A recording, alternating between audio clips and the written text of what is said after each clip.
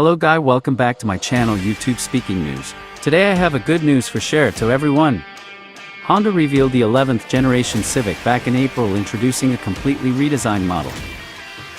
We were uncertain how the Civic's new styling would adapt for the sportier C trim,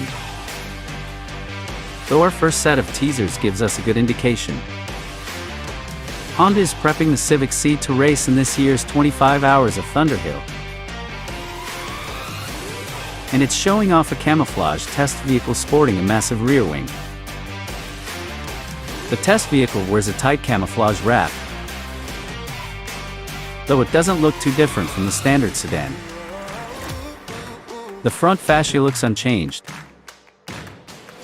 though there is a sizable chin spoiler hanging off the bumper. The rear has that massive wing, with dual exhaust tips tucked under the familiar-looking bumper. The rear fascia looks a bit more aggressive, though we need a closer look to be sure.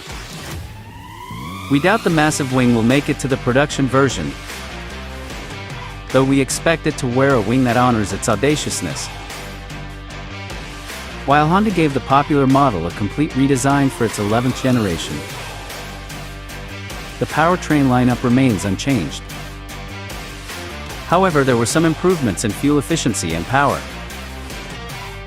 The next Gen C is expected to keep the same turbocharged 1.5-liter four-cylinder found in the current model, though its output should increase slightly. The current Gen C makes 205 horsepower, 153 kilowatts, and 192 pound-feet, 260 Newton-meters of torquey. Civic Si is rumored to arrive on dealer lots sometime this month, though the company hasn't announced an official debut date. Honda said it'll be revealed soon. We hope to see the production version break cover before the racing version,